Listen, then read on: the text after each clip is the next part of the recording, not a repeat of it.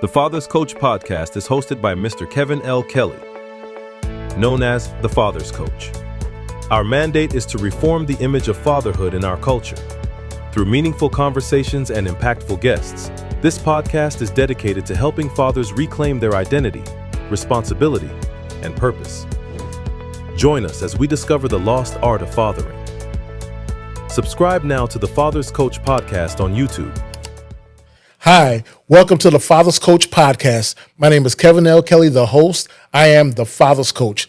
Now, the Father's Coach podcast, we are here to reform the image of fatherhood in our culture. We're here to reform the image of fatherhood in our culture. I had to slow it down real quick. I had to slow that down so that we all can get that.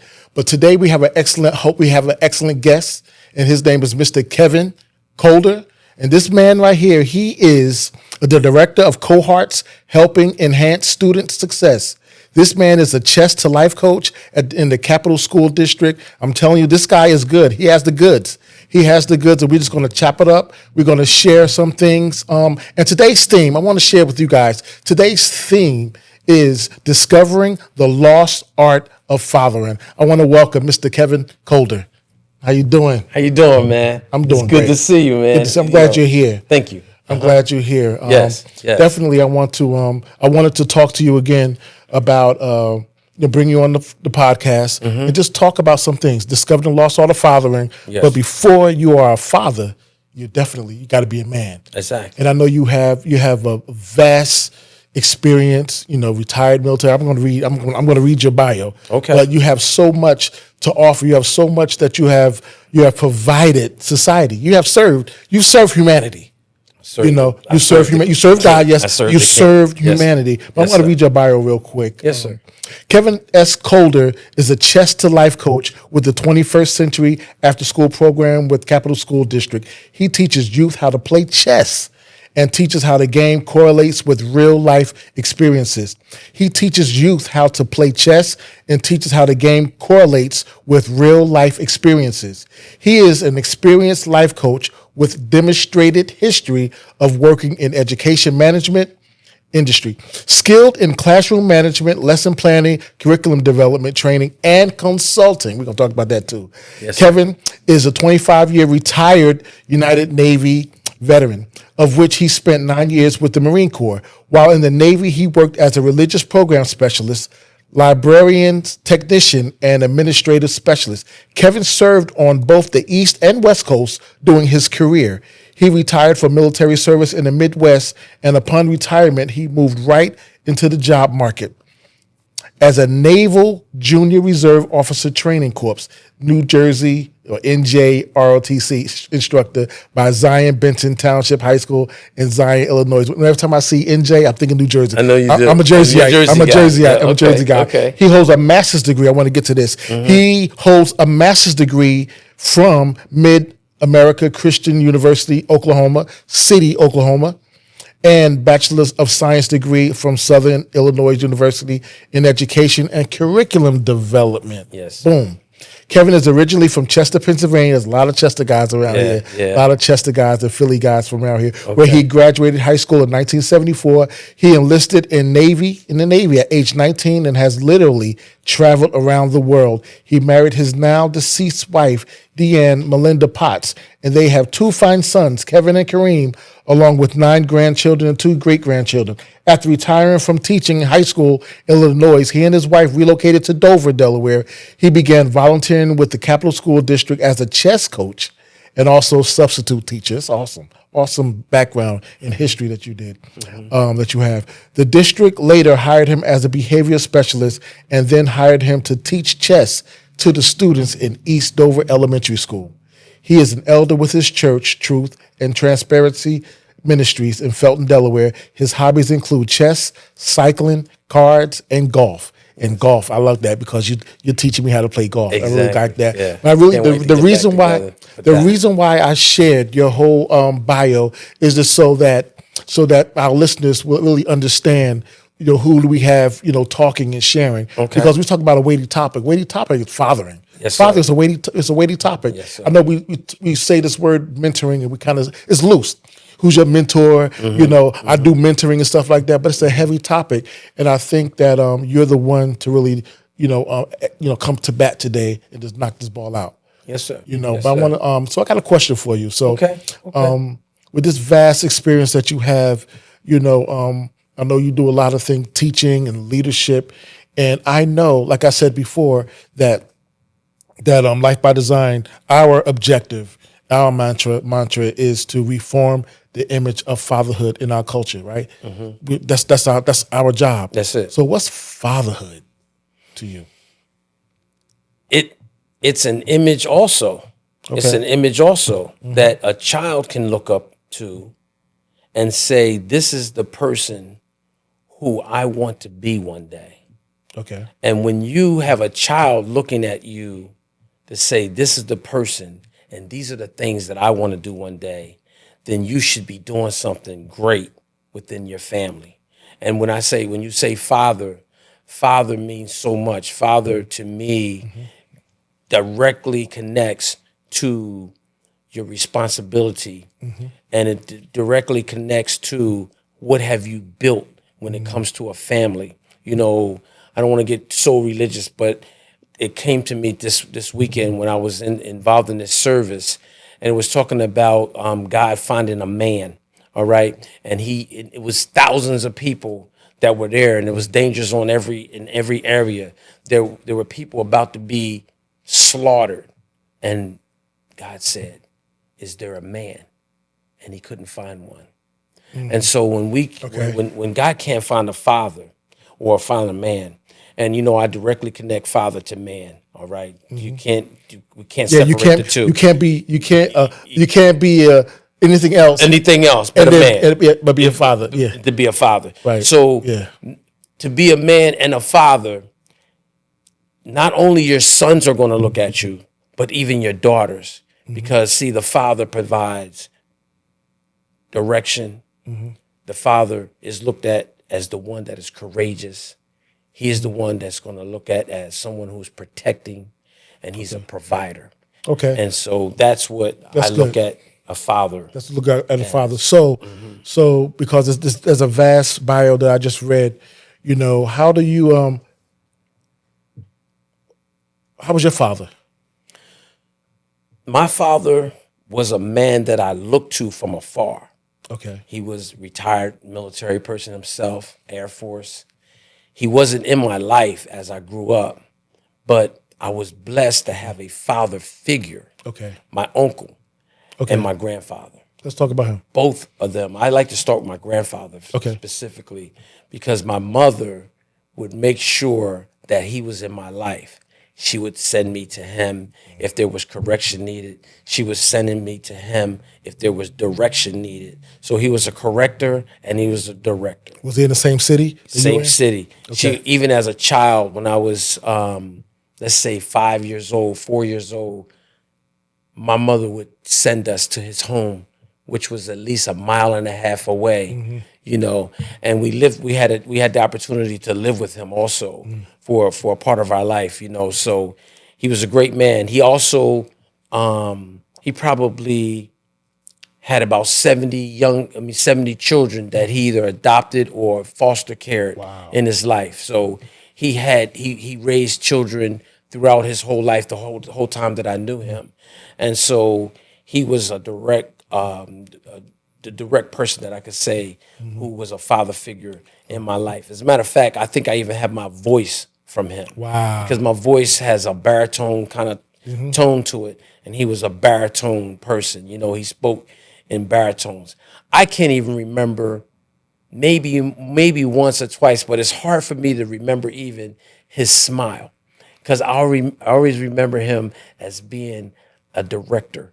Wow. You know what I'm saying? And so then... So that's some of the core values that's that you the core received values from him.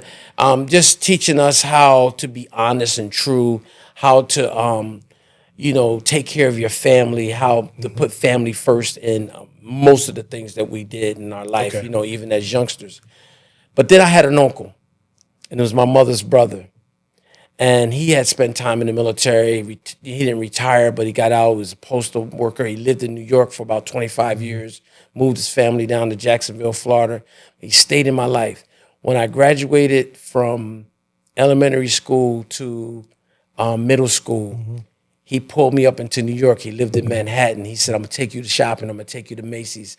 I'm going to get you a suit. This man showed me how to dress. He showed me how to fold clothes, tie a tie. He showed me how to hang my clothes on hangers. So when I went in the military, I was already ready. You already know. I was already groomed. And this is the other thing. They both taught me what authority was about. So let's back up. So they taught you how to be a man. Exactly. So your grandfather gave you the foundation. Yes. And I'm just going to put it this way. As you was talking, I was thinking about this. So your father gave you your grandfather gave you the foundation of being a man, gave you those principles and everything. And then your uncle gave you, put the walls up on the foundation. Exactly. Yes. Wow, Yeah. like the tie, Tie the iron your clothes, suits. How to speak. Did he teach you how to cook too? Taught me how to cook. Believe me. And this is the true story. He was a very good cook. Okay. Meticulous about even the foods that he bought. He used to take me to the markets with him to buy fish and different meats and things like that, how to look at it, how to grab vegetables, how to touch them, to see if they were ripe, if it's time to buy them. And he also taught me like how to use different oils to cook meats and how to do that, to steam and things like that. And that's what I do. Even now, my wife, I was blessed to be married. I know you read that I was married and my wife deceased, but just last year I got married. Got married again. Got married in May 25th. Awesome. 5/25/25 is what we say, and she loves for me to cook for her, and I do. She's a great cook herself, but I love to get in the kitchen even today. That's so awesome. And the theme here is, discovering the lost art of fathering. Yes. And it seems like that you had discovered that through your uncle, through your grandfather, through your uncle, and they taught you how to be a man. And they gave you all the finest things. And just like I was talking about, we reforming the image of fatherhood in our culture. We reforming the image. There's a lot of men who don't have that. So that's where the mentor piece, talks about that. But we're going to talk about that a little bit. So what do you think is part of another lost art of fathering? What do you think is the facet of the lost art of fathering, what you see out here in society and in culture? In our culture, when I say our culture, I'm speaking directly about African American culture. Okay. I think the one thing that I can remember specifically was my uncle and my grandfather were breadwinners. Okay. They went out and they worked. And they showed me how to be consistent at working and, having a work ethic about yourself. I learned that from both of them. I mean, it was so important that you be on time for going to work. And then both of them worked at a young age. They told me about these things. Like my uncle started working when he was like 9, 10 years old. He used to go to Wildwood, New Jersey, and pick fruit and things like that, catch the ferry from Chester, Pennsylvania, over to Wildwood, New Jersey. And he would tell me about how they would pick the fruit, the peaches and apples and all those other things, that would be growing. And then, he'd bring his money home to his mother. And she would show him how to bank his money. And, he would help her out in the home with money. And I'll tell you, my first job. Yes. Go ahead. So do you think that is... I think that's a loss. Is that missing? It's missing. It's missing to the degree, I don't know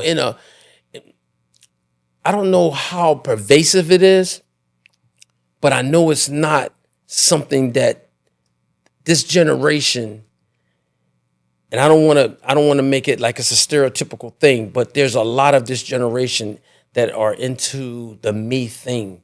And you get yours, I get mine. And that's really damaging, especially to our culture. Yeah, right. Because we need to find a way to bond and be a real family, because our families have been traditionally splintered anyway. That's true. From history. So now we need to get back to where a child could look up and see dad grinding, hustling, both. So if dad's not in the picture, if dad's not in the picture, how can we do that? That imagery that you have. How can we, if the father's not in the house, how can we bring that into the fray? I'm gonna say this to connect that question really well. We can't depend on the woman to be the father and the mother. You got women now today that get 2 cards, a Father's Day card and a Mother's Day card, because they're doing this independent, living as far as in the home, no man in the house. So the way that we get back to it is we got to teach the boys the importance of being righteous in their family, of being like the person that when they become an adult themselves, because we got to reach these. So how can we get that boy? How can we get that boy? We get them through the things that we do. Okay. We do this thing called Life by Design. And let me tell you, it's one of the most rewarding endeavors that I've been involved in myself. I right now work with 2 schools, Frederick Douglass Elementary School and Central Elementary School in Seaford, Delaware. And let me tell you, it is so enriching to see the lights go on in these young boys' eyes. I work with just boys, and I talk to them about all the principles that we have, that comes with our curriculum. And I dig down deep into finding out some of them have fathers in the homes, some of them don't. And so with both, we talk about character issues, about what they have to be. They can't use it as an excuse. I didn't have a father. I come out of the projects myself, in Chester, Pennsylvania, as you said in my bio. I didn't have a father. But my mother never let it be an excuse. That's good. She never let it be an excuse. She said, you're going to start work. I started working when I was like 12. I used to sell candy. I used to catch this guy. He used to come and pick us up in the neighborhood and take us out into the wealthy areas to sell candy. And I did that throughout every summer. I did that. And then, so then I turned 14. I worked in the kitchen, washing dishes. So the thing is, thank you for sharing that. So you believe, mentoring will be the piece. So if there's not a father in the home, if there's not an uncle, whatever, the core values and the principles of fatherhood, manhood, whatever, can be given to mentorship. So mentorship is actually an answer to that void that we see all the time. Yes. And I appreciate you even bringing up Life by Design. That's I had awesome. to, because it's really helped me to see how important it is to talk to young men. It would have been a great thing if I had that kind of program. And I heard the gentleman today talk about the Boys and Girls Club, that is in this area. We had a boys club when I was growing up, and we would go to the boys club and learn, some of the basketball and different sports and things like that. I took on to boxing. I used to box when I was young, and you had people that would recognize, some of your skills and things like that. And a lot of great people have come out of those kind of clubs. And I think those are some of the things we need to steer our young people to try to get them away from the electronic games and things like that. Those are important to a degree also, but I think that young men need to understand what it means to grind. It means to be around, other boys, to see who they should be around and who they shouldn't. And that's what mentorship, mentorship is. Yeah.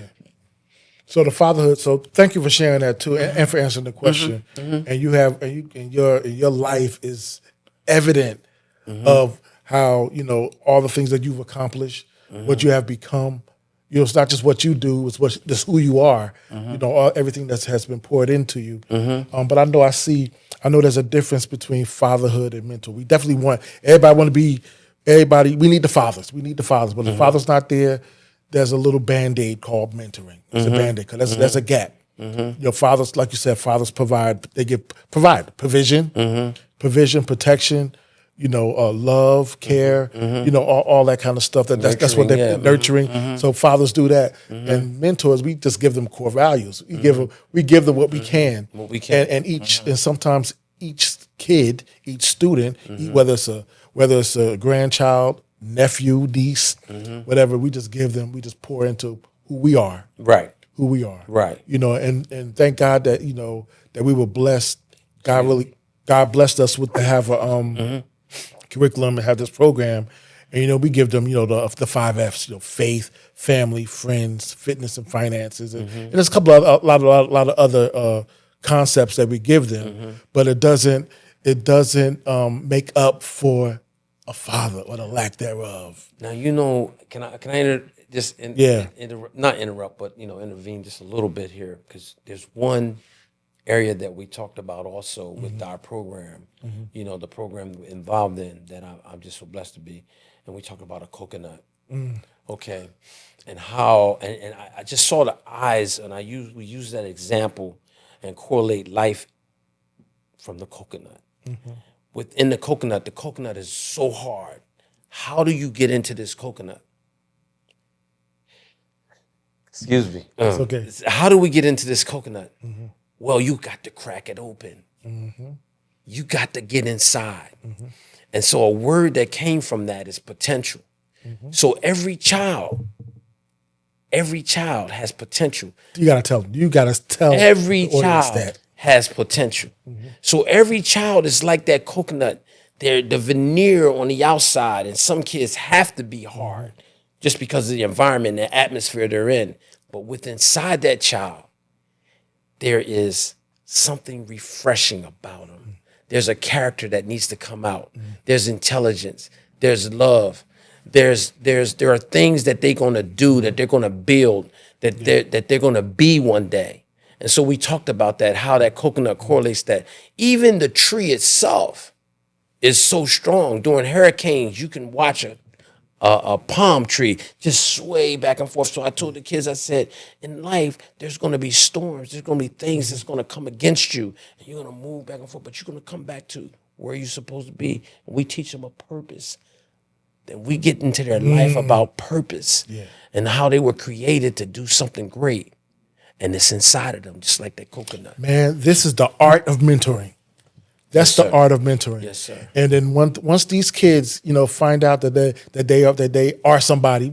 We just lost Reverend Jesse Jackson and how he was. I am somebody. That was But once each kid, no matter what their background is, they can have both parents. They can have anything. Exactly. They can have everything. But if they don't know who they are, if they don't know that they have something inside of them, regardless of the hard shell, the traumatic experiences, whatever, they got something inside of them. And if God can use you to crack it somehow through a smile, through give them some candy or donuts or just keep at it. Just keep at it. Yep. Don't give up. They can get something inside of them, because we all got something inside of us. Yes. I love that. I love it's so funny what's coming to me now is, you talked about some things that I've done, but one of the most rewarding things that I've done, I'm putting this book together, and in this book, I talk about kids that are broken. What's the title of the book? Broken Arrow. Okay. Broken Arrows will soar. When is it coming out? It should be out by the fall of this year. Okay. And I got a real good organization. TBN is going to help me to put it out and publish it and everything.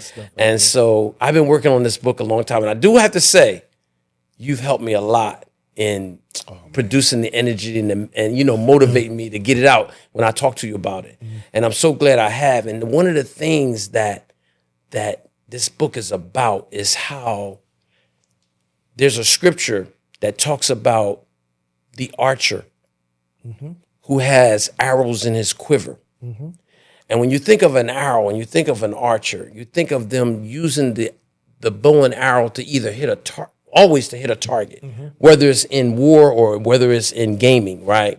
And so when we're born, God has already known us before we were born. And so there's a target that is set for us to reach. But there are some children that are born or that they have a struggle right immediately in life. And I looked at the arrow as being broken. And so if the archer, who can be the dad or the father or the grandfather the uncle, hold up, if they don't use that arrow because it's broken, maybe because of being born out of wedlock or whatever, or split up, and now it's just a mom or just a dad that's trying to raise him and going through all these struggles. Kid is broken. He's having challenges right away. Yeah. That was me. The arrow the arrow was discarded. It's broken. But who is the ultimate mender? It's God. He's that arrow still. Once he mends it and goes back in the quiver, the arrow can be used again to hit the target. And see, it doesn't get discarded. Yeah. And see, even a father, a dad, a mentor, an uncle, somebody can be the one that mends that arrow and gets it right so it can be put back to work to get to where it's supposed to go. That's an amazing book. Can you give me maybe a chapter or two titles? Yeah, one of them. One of your favorite. I don't know if you remember. This my favorite title is chapter is on love. Okay, and I call it what's love got to do with it. Okay, so talk about that. Talk about that one. Talk about what you wrote in the book about that. Just summarize it real quick. All right, this is when I proposed to my wife that's passed. Okay, and I was all excited about taking her to meet my grandfather to let him know. I'm in the Navy at the time. We're out of high school now, and I've been in the Navy for a year. I proposed to my fiance at the time, Deanne, and I said, we're gonna go down and meet my grandfather and tell him, I want to introduce you to him and whatever. And she was all excited. So he met us at the door, and so we get kind of into the vestibule of the door, and I said, Grandpa, this is Deanne. We're gonna get married. He said, married? And that voice is much deeper than mine. He said, married. I said, yes, sir, we're gonna get married. He said, oh, okay. He said, well, tell me, Deanne, why? Well, he asked me first. He said, why are you marrying her? And I said, because I love her, Grandpa. And so he looked at me. He said, oh, okay. So he looked at Deanne and he said, so why are you going to marry him? She said, because I love him. And he looked at me and looked at her. And he said, and I put this in the book, I can remember him saying it, what's love got to do with it? I did not understand it. As a matter of fact, I was a little upset that he said that. Okay. But as an adult now, I understand what he was saying. What was he saying? What he was saying is that love is an action. What are you going to do for this woman? Where are you going to take this woman?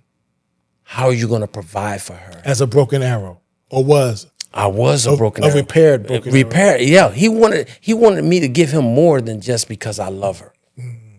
You know what I'm saying? Fathers do. Exactly. Yes, sir.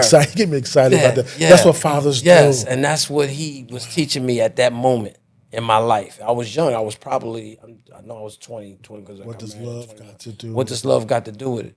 And sometimes kids, young people are so emotional about love, and they look at love as being this feely kind of thing, and it is to a certain degree. But love is so powerful, man. Love rules the world. It conquers all. It conquers the good, the bad, the ugly. It moves you from one direction of life to a whole nother. When God said, love your enemy, that's a powerful statement because I didn't grow up that way. If you had an enemy, it was a fight. It was a conflict. And there's no way I felt like I could love them until I understand what love is about. So your grandfather gave you, as a man, and your uncle, and at that point, at age 20 to 21, however old you were, between 19 and 21, he gave you guardrails, and he gave you actually direction. You got in front of your fiance. In front of her, right. So he was like, okay, well. She almost cried, by the way, when he said that. But that's okay. But that's okay, because he was giving you direction. Actually, he was giving you, it was a word I was thinking about, but he was giving you an objective. Exactly. From a man's perspective. And if you didn't have your grandfather in your life, if he wasn't in your life, who would have gave you that objective? That's what mentors. So we are needed. And I really appreciate, you even how you and I collaborate, with Life by Design coaching firm and all that. We collaborate with certain things. to provide this for people who don't have it. Also, people who do have fathers. Exactly. You know, we provide that, and that's one thing that you provide, and you actually add a great facet, you know, to our organization, even with the chess.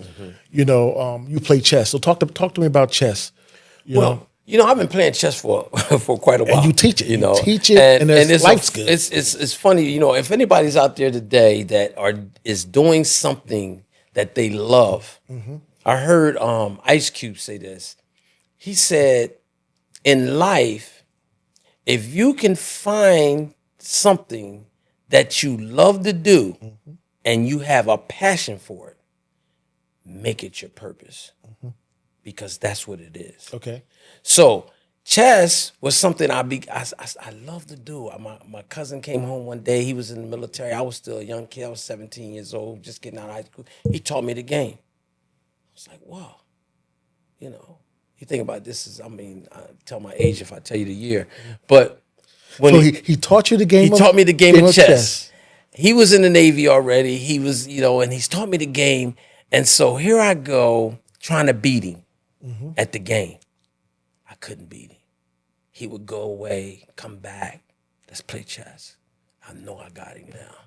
Couldn't beat him. And I tell the story to the young kids. I said, you know, it was probably over 150 games before I beat him one time. But see, that's a part of how this game is like life. This game, you're not going to always win at the game of chess. That's right. You're gonna go through different struggles, and every piece represents a position. And each position, you have a king, you have a queen, you have bishops, you have knights, you have rooks. Rooks are like castles, the pawns are like peasants. And the peasants have an opportunity to be one of the most powerful pieces on the board. Boom, at some point. So even you can start off as a meager beginning, and I always tell the kids at the most meager beginning, and overlooked because the pawns are overlooked. They're dispensable. You know what I mean? And so, but you better know that you better save some pawns for the end game, because you're going to need them to win the game. While you were just saying that, I was thinking about the coconut, right? The hard shell. So if each student, if they look at themselves, or each kid, they look at themselves, you know, I don't have this. I'm not enough. I don't have enough. I don't belong, type of thing. Exactly. But then be like, but as a rook, that can change. That can flip. That can be a divine reversal. Right. It can flip, like you said. Yeah, like the pawn can flip. If they make it to the certain rank on the board, they can go from a value of 1 point to a value of 9 points, which is the highest value on the chessboard. Is 9 points.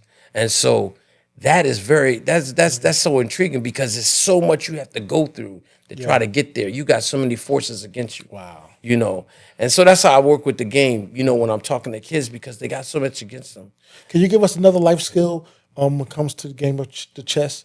And the reason why I'm saying this because you have an organization as well. Right. Talk about chess. What is it called again? The organization is called Chess Seeds. Okay. And I look at the word seed as is how the world actually has been created. Okay. And you know, it's like a garden in that sense. And so what does it take for a fruit to grow? It takes a seed, right? And so I look at in chess another skill that is in chess that correlates to life is position and choice. So every choice that you make in chess, before you make that choice or before you make the move, you have to think. That's life. Critical thinking. You have to think. And so in chess, like when you're playing in tournaments, you can't even touch your piece unless you're ready to move it. Because once you touch it, you have to move it. See, I want to tell my audience right here, this is why we added this piece to the curriculum, in the business in the schools, you know, to the facet of the business, because it's so much to it, for the life skills, to get them critical thinking at a young age, have them start strategically thinking. Man, I work with kids that are third grade right now. I just left a school third grade kids, right? Teaching them chess. Teaching them chess. And I taught the day's lessons were three different lessons that I had them on. It was called one was called the pin, the other one's called the fork, and the other one's called the skewer. And they all sound like little simple names, but these are big time names because you got to learn how to do this in chess to even win. And so you think about it, if there are times that you come to a point to get to your goal, you've been stuck in that spot for a while. That's like the pin. You can't move because if you move, you're gonna endanger something. You know, if you move, if the piece moves, so you just stuck there, and you can't move until you come up with another strategy to allow that piece to move. That's life. And sometimes you even have to sacrifice that piece. How many times you had to sacrifice something in your life for you to get to the goal that you actually are trying to, to move to? In order to pivot anyway. Yeah, even the pivot. In order to pivot. That's something I've been working on on the fall of last year. It was an idea, just 2 words that the Holy Spirit gave me. It was constructs and frameworks, right? All that was about just pivoting with the shift, pivoting to maturation.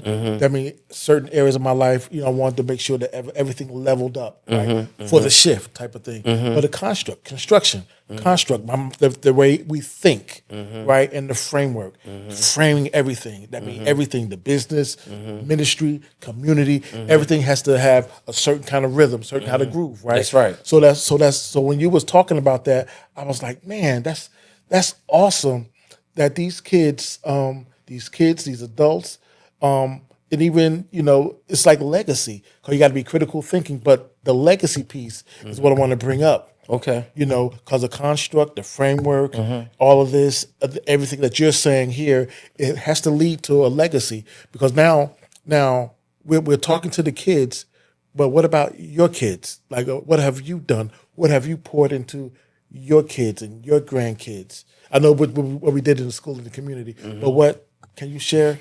Well, I had 2 sons. Okay. Okay, I got 2 sons. Okay. All right. And being in the Navy, it was very hard to be consistently in their lives, especially as they became young adults. So a lot of times my wife was in their lives while I was away, because I was away a lot in the Navy. It so happened we had 3 wars during the time I was at sea. We had 3 wars. But as adults, both of them now, what they tell me, they've come to me, on different occasions. Each one is living in Chicago now, one is living up in Wilmington, Delaware, and both of them. My older son, he says, "Listen, Dad, everything that you taught us, I want you to know that it's none of your fault if we didn't apply it, because you gave us all the goods. We watched you. Even while I was in the Navy, I would work a part-time job just to have extra stuff for us, and I didn't have to, but I did it. And I was showing them things, and I was teaching them things, both of them. They made their own choices. My grandfather told me when he was, when we had talks and stuff, because he raised, like I said, over 70 kids himself. And he said, listen, when over a kid... 70. Over 70. 70 kids, yeah. He, like I said, he was foster and he adopted. He adopted maybe 12, 15 of these kids, himself. And he said, listen, one thing I learned, he said, you can teach a child, there's a certain age group that they're going to reach. Once they reach between 12 and 13 years old, their mind shifts to independence, especially boys. And my boys were both an example of that. They went their way. It was almost like the prodigal sons. But as they come back, both of them have talked to me. They said, man, we couldn't have had a better dad. You stayed with our mother until death do you part. You fed, there was never a time that we never a time that we didn't need, that we were needy of anything. So you modeled that in front of them? All the time. Now, is there anything that you would have, you think you could have did better? I probably... when I say better, when you say better, this is the one thing that I always... Because we all make mistakes. Right. Would you mind sharing even Yeah, that? I'll tell you. The one thing that I could say that I would probably change would be moving them around like I did when I was in the military. And part of that was... But you didn't have control over that, right? Well, in a way you do. Because when I first went in the military, my first duty station was in Virginia. Okay. And then I got stationed into Pennsylvania, into Philly. Okay. And then I had to go back to Virginia. So we bought a house in Pennsylvania and we stayed there for about 5 years, right? And then I got orders back to Virginia. I could have said, look, you guys, because Virginia's what, 4.5 hours, Norfolk. I could have said, babe, I could have stuck my foot down, but wife, like, no, I'm going to Virginia with you, you know. Yeah, So, of course. you know what I'm saying? Go deep down there. Yeah, I know. But it did hurt them in a way, you know, young kids moving around, because their roots were, you know, they kind of got ripped out of their own, like my mother, and so their grandmothers and grandfathers were in Pennsylvania. So I had the opportunity. Had bought 2 houses. They could have stayed there. Yeah. But we moved every. And then when I had this opportunity to go to California, we was in another house. And these kids were they were around 6th and 7th grade by then. And so that move was a beautiful move as far as experience for me, and, you know, even for my wife. So it was good for you, but it wasn't good. It wasn't good for them. Right. It was because it really uprooted them then into a whole nother culture. And at that age that they were at, it was hard for them to assimilate. So was they assimilate? So their foundations were kind of shifted a couple of times. Yeah. So, and then we moved to Chicago when they were like middle teen. And let me tell you, that was rough. They was kind of teens and older. They had just finished school and stuff. So I just think that the moving around was adventurous. Mm-hmm. It gave them some experience and understanding, and they loved it. But it didn't help them with the foundational kind of living. You know what I mean? Sometimes kids need to be anchored in a certain, you know, environment, and for them to move. And we need to continue to let our kids know their grandparents and have them in their lives. That's good. You know what I'm saying? And they were uprooted from all of that. And their cousins and everything. Everywhere they went, they was new. They had to fit in. They had to fit in, you know. And I replay that a lot. Wow. And I think I would change that. I really appreciate you sharing all this and your experiences, and I know now with all of us have made mistakes. All of us, we look back, hindsight, and say, you know, in hindsight, I would have done this. I would have done something different. But you know what? Who is blessed by the impact, by the kids that you're sharing with them, because you're giving them everything. You're pouring into them. Mm-hmm. You know, like I use this word mentor as an acronym. I kind of split the words up. Mentor is a man touring another man's life. Mm-hmm. A man touring another man's life. So they actually watching us. So those people that we're mentoring, because you know we mentor adults too. I mentor adults. I coach and mentor, you know, men, even men that are married and stuff like that, right? Mm-hmm. So actually they get to tour my life. The things I get to open up, I get to share with them. Mm-hmm. So they get to tour. So the thing is, thank you for sharing that, because anybody who came, you know, who's watching us, they get to hear your life. Yes, sir. Now I want you to share something with us. Within the next 5 years, where do you see yourself? You know, where do you see yourself in the next 5 years? Well, you know, this is something that you asked me this because, you know, I just got married, okay, and it's crazy because a lot of men don't get married at my age, okay, and just to share with the audience, I'll be 70 in June, you know, and don't even look it. And so I'll tell you, in the next 5 years, so you're talking at 75, where do I see myself? Well, I see myself as has totally secured the chess code nonprofit organization, my wife being retired from teaching at that time, and that we'll be in the new home that we're planning to buy. And she doesn't, I've talked to her about this. I want to go to a warm climate, you know what I'm saying? And as a chess coach, I believe that I want to have that organization solidly set up to where I'm coaching young people to be masters in the game of chess. Wow. And so I've shown kids myself on how being a master, they can make tons of money in life. Okay. They could travel the world as a master. There are not many black grandmasters in the United States. I was fortunate enough to meet a young man who his father was a grandmaster, and he was also friends with one of the first black grandmasters in the United States of America. You know, so I know the importance and the relevance of this game, and I've been just blessed also in ministry to even as the pastor that I'm under. He recognizes the game itself, and I've started a men's group called Men Making Moves. And so as men making moves, I look at my ministry as an elder, my wife and I doing consulting, coaching other couples, married couples and young couples, and doing some things like that. That's amazing. Yeah, that's amazing. Would you share with the audience how they can reach you? So especially when your book comes out, they can go.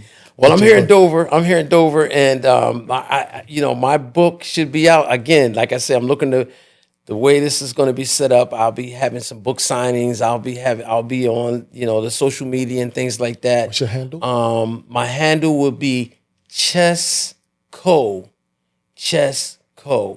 and that's cohorts helping enhance student success. And I'm going to put the book under both of the organizations. Okay. My business, which is Chess Seeds, where I teach young kids on how to play the game. And see, under both those things, we're working with adults or family members, parents, guardians, to help them with their their students in school. And with the Chess Seeds, we're going to come from the other end and work with the young kids in their minds to get them straight as far as their focus and direction and things like that. And so we can be reached here in Dover. My email address, kscolder@gmail.com. My business is Chess Seeds LLC here in Dover, and you can check us out on the website. The website is being developed as we speak right now. That's and looking forward, man. I'm excited. I really am. I'm excited. The timing for you to even come on to be interviewed today, and I think this past weekend you was with some manhood, fatherhood type of thing. Yeah. And this is amazing. So again, thank you for coming. Thank you for being my excellent guest. And I'd like to thank everybody who on tonight. Thank you so much. Yes. And this is the Father's Coach podcast, where we reform the image of fatherhood in our culture. I'll see you soon. Subscribe now to the Father's Coach podcast on YouTube